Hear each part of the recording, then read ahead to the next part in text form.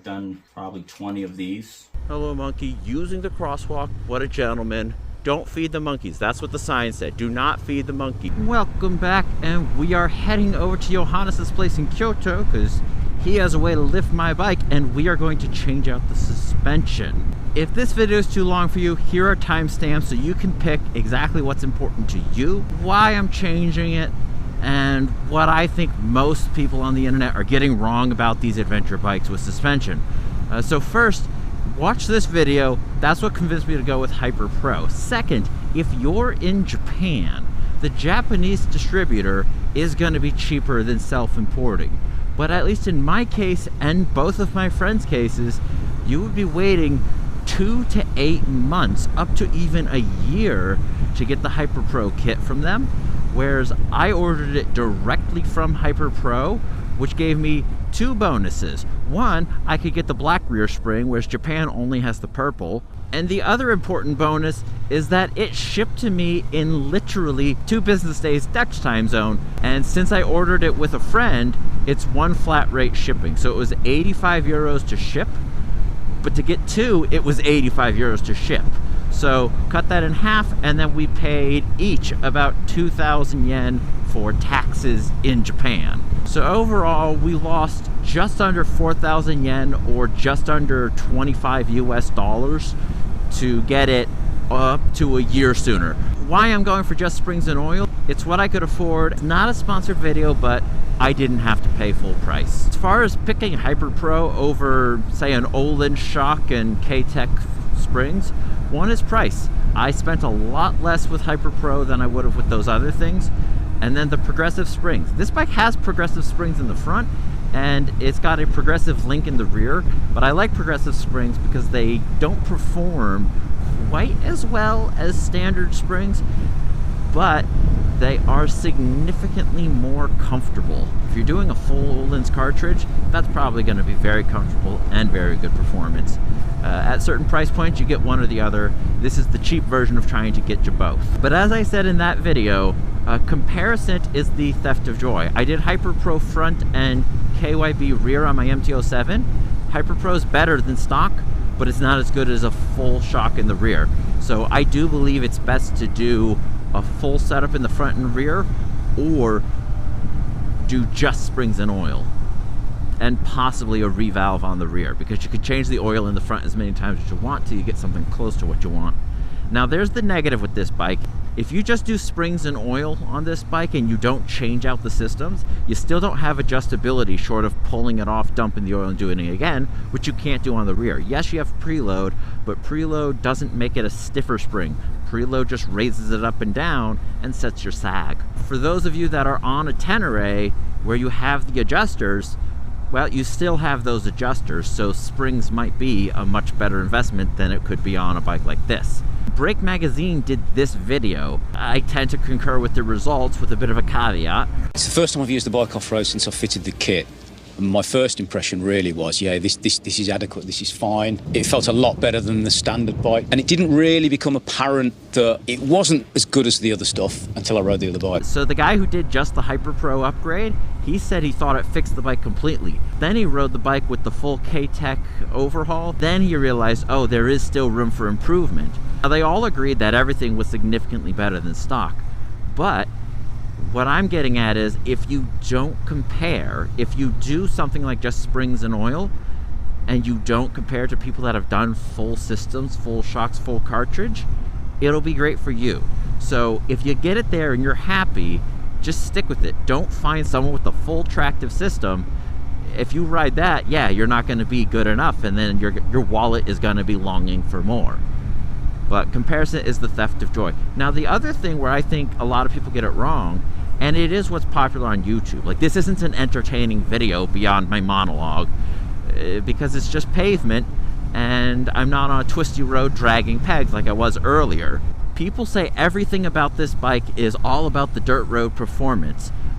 But this is not a dirt bike because it's very top heavy. It's 208 kilo. It's got an underslung exhaust. It's a low oil sump, but that's enough about the Tenere 2025. This is essentially, and all ADV bikes are essentially, sport tourers with taller suspension and off-road bias wheels. But you still have, on this bike and the Tenere and most of them, a 150 wide rear tire, which is much closer to a sport bike width than a dirt bike or dual sport width. I'm not saying you shouldn't try to make this perform off-road, but I get a lot of comments saying you don't need better suspension for the speed you're going off-road. The things they get wrong is, first, maybe I'm going that slow because of the suspension. I've posted lots of videos you can find on this channel where I'm bottoming out and you can hear it through the mic. You know, bottoming out is bad. If you're bottoming out, yeah, you at least need better springs.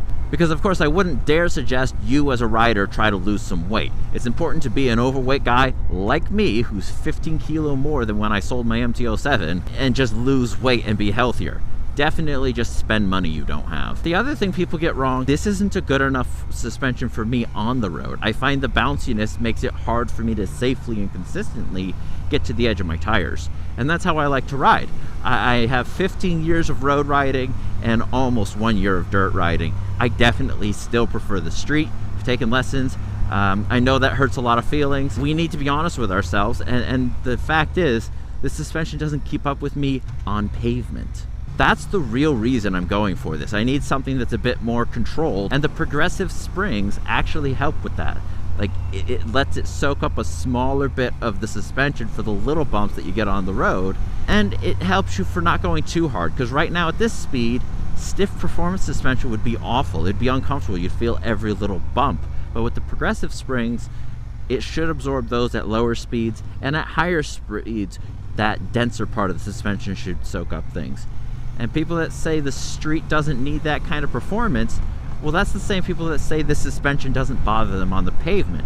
They're not very good street riders. I'm not saying they're bad as in incompetent. I'm saying they don't push the limits on the street like they do in the dirt. And there's nothing wrong with that. Ride your own ride. But if you actually push this bike on the road, the suspension's disappointing there too. Now, I'm not about to call it bad. If you think it's bad, anything from a Yamaha triple or twin from the first half of the 2010s, that's just a savage experience. But this isn't bad, it's just not good. It's a very average setup. I can't believe I have to say this, but based on my comment sections and every video I watch, don't be ashamed of wanting better street performance. Don't be ashamed of being someone who's mostly on the street. And most of us are. As part of this video will be a brief installation. I will be linking everything in the description. I think it's an affiliate link. You know that you click those links and it's good for me, but if you hate me, don't click them and find it yourself. Bye-bye. We're going to use this winch to lift the bike. It's easier to loosen on the ground. So we're going to loosen the axle. We're not going to loosen this until the bike's in the air. We are going to loosen the top just so we can get this a little bit loose. We lifted it up. Fun times. Everything's better with friends because it's fun with friends, and male loneliness is a problem. Loosen these and drop out the forks. The next step is going to be pull the cap and drain the oil. We've been draining the oil by hand. You want to pump it a lot. The oil is shockingly dirty. These tools will be linked in the description. This one, you push it down, slide this in, and we're in. You've got to loosen this nut, 14 down here, and twisted the top counterclockwise. Wasn't very tight. I've seen some videos where people said it was tight, and I watched them in the video going the wrong way, so they tightened it.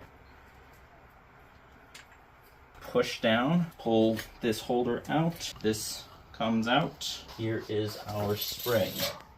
The Honda spring is progressive as well. The progressive part's on the bottom. Hyperpro will go on the top. Hyperpro is a much thicker coil. It is heavier in my hand. Same length. Honda in my hand, nothing to flex it. Hyperpro, there's an effort. You fill the oil 130 millimeters from the top down. 10. I'm just gonna pump the whole tube, and it is just bubblicious. You can hear the air coming out. And right there's perfect. Some of you will lose sleep over, is it perfectly 130 if it's 132 or 128? If you're not going to be racing Dakar, calm down. If you're really that intense, you probably didn't get Hyperpro. You probably got a full cartridge kit. Put the new spring in. The progressive end, which is the short spaces up top. Throw that in.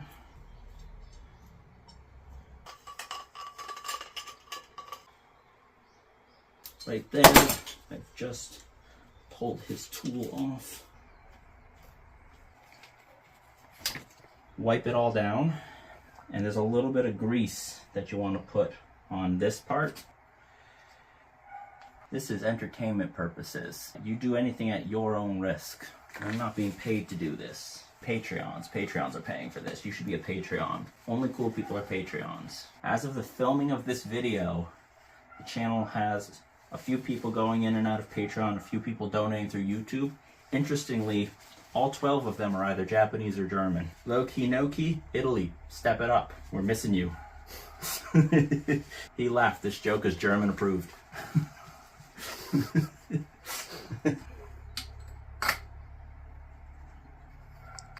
Yes. It's tight enough that it won't leak. We'll do the other one. Going to do the same thing. We put the fork through. It says to increase by 10 millimeters. Tighten the bottom too, just enough to hold it so I can tighten the top up properly. You don't need it that tight. The clamps here will be what holds it in place. We hooked right here on the frame. We have the stand in the back against the skid plate. These are the spring compressors. I found my nuts. In my case, it was super hard because they put in a lot of thread lock. All right, gentlemen, and the 2% of you that are ladies, loosen the whole thing. In the hand, what's the difference? One's dirty, the other's not. Also, this is much heavier, and just without even measuring, just look at it. Hyperpro's thicker. I don't need to brag about my discount parts. Putting it on this way, the logo, is as hidden as possible. Can I be that petty? Of course I can. It's important when doing dangerous things like this to wear protective gloves and eyewear. Yeah, Dad, that was for you. My spring was a lot longer, so... There he is again, telling me how much longer his spring is than mine. And they even sent a too short one? He's below average, bigger than mine. We'll of course edit this down to say we got it the first time perfectly, right? All 5 tries. Just gone. I wonder if I'm going to get someone complaining that I'm doing this on the floor instead of having a full workshop. Well, this workshop is full.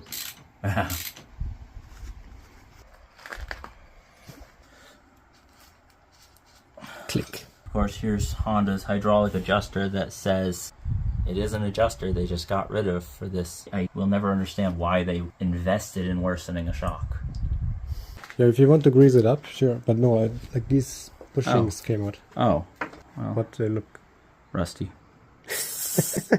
Everything's going to go on finger tight like the front. And when we set it back down on the wheel, then we'll get things properly done. So we come in here. You throw that on the ground. That's an important step. We can put some tape to keep the bolt and... Oh man, I do it the wrong way 15 times so I can brag I did it right. Have to get the last one in. I use my feet and just lift. You want me to lift it? I got it. I assume most people watching don't have friends, that's why they're on YouTube. Probably should edit that out. No nuts, everything's in place. So let's do some nutting. You know what I mean. You got it? Yeah, I got it.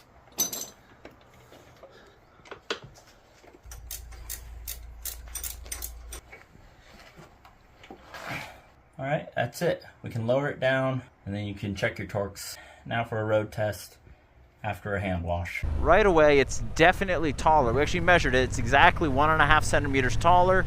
It feels it. It's much more controlled just bouncing on the seat. When I did the front only and still had the rear stock, I kind of bounced on the seat and the rear just sinks while the front is planted. But still bouncing from that bump just there. How's it in the dirt? Obviously not the most technical dirt in the world, but for a quick little howdy, it's better. It's definitely better.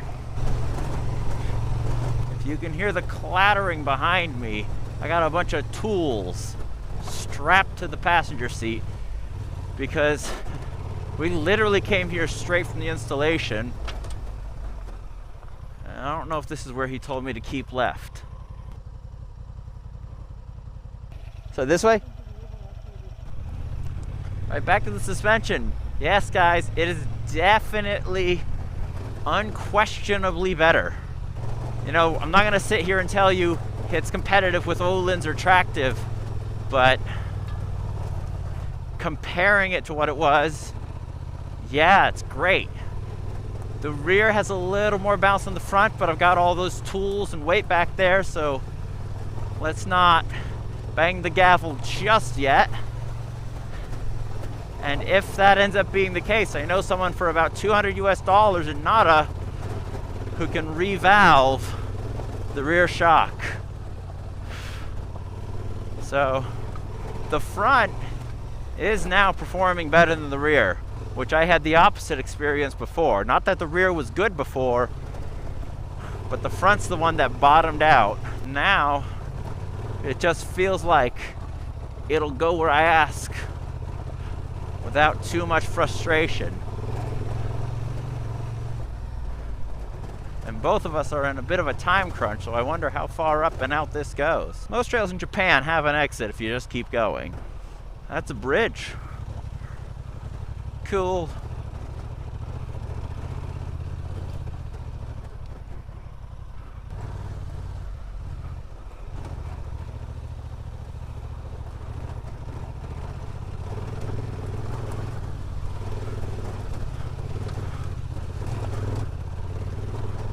Hope we don't have to come back down this. That wouldn't be very enjoyable.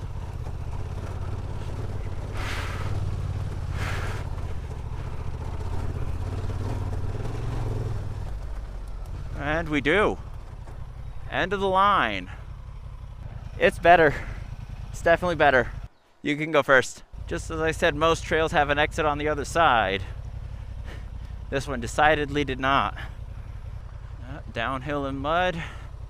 It's always good.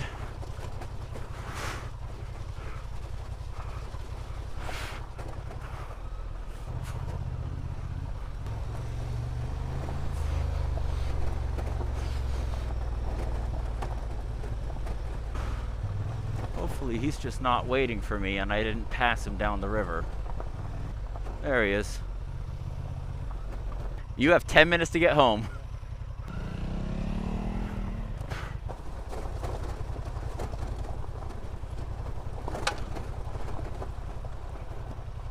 Did you hear that loud bang?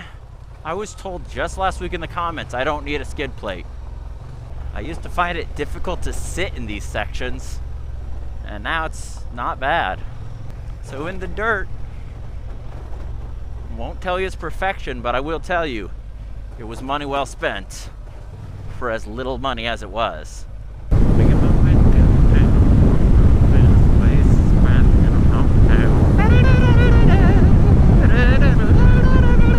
I'm heading up to a twisty mountain road. It's 6 a.m. The traffic should be pretty close to none because this is the busiest road in the region. Japan's not an early to rise country. I did follow the instructions where they said to give it a bit of preload front and rear. Let's look for the forest. Look guys, a forest.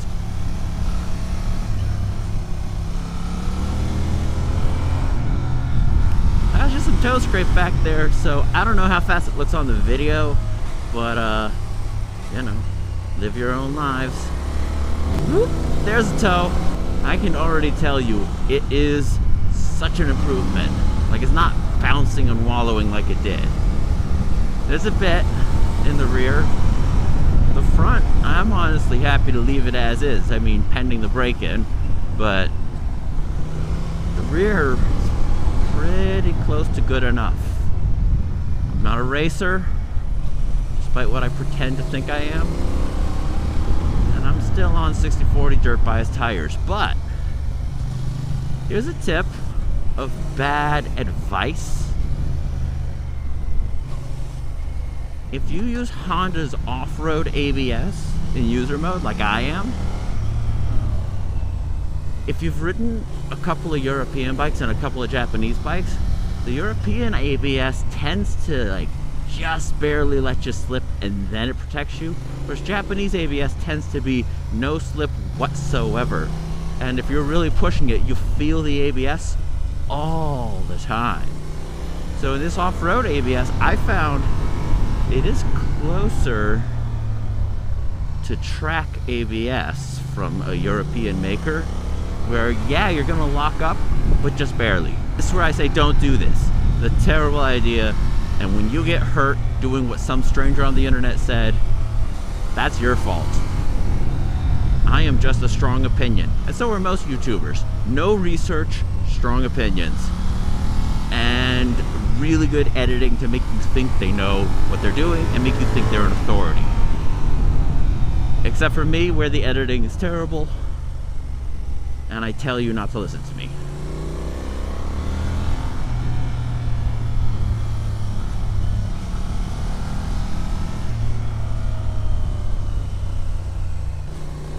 Even through those bumps, it was relatively stable. I need a little more air. Don't feed the monkeys. There were so many monkeys here yesterday.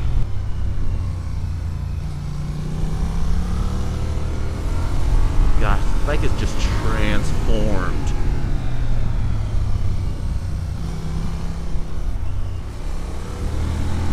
Monkeys. There's a monkey. See the monkey? Which means there's probably tons of them. There's a car. There's deer. Hey, deer. Hello, monkey. Using the crosswalk. What a gentleman. The crosswalk's back there, sir. Monkey, monkey, monkey, monkey, monkey. Look at the monkeys. Monkey, monkey, do. Don't feed the monkeys. That's what the sign said. Do not feed the monkeys. I'm not even going to blur your license plate. You don't feed the monkeys. If you feed the monkeys end up on the car, on the street. You're giving monkeys food on the street, making the monkeys think, let's play in the street. I saw a dead monkey last week. He's to blame. Hello, monkeys. Usually they're just playing there, so this next turn should be monkey free. So I can tell you, every issue I had on the bike, off-road, it was the front that was just destroying my life. Like, genuinely just bottoming out. That was gone yesterday. On road, the front would be a little bouncy where I'd expect it to skip out, like right through this turn. If there's a bump here, it'd go. I didn't like that, but now I can do that on purpose and I'm fine. The heavier oil was a genuine improvement. The rear is just a spring. I would say for most riders, the front doesn't really need revalving. Like, you could just keep changing the weight of the oil or the amount of oil until you're happy. I just spent 1/3 the price of the cheapest rear shock I was looking at. Don't do like springs and oil in the front and a proper rear shock, because yeah, you'll get better results, especially if you're overweight and opposed to diets. But the rear shock will be so good that you'll feel like you didn't get a very good front end. Keeping them comparable, one doesn't outshine the other, because then you'll hate what you did to the cheaper end. I need some heated grips. A squirrel. I don't know if I've ever seen a squirrel in Japan before. But yeah, just stick with springs and oil, and then maybe upgrade to valving. Otherwise, front and rear, full cartridge, and a proper shock.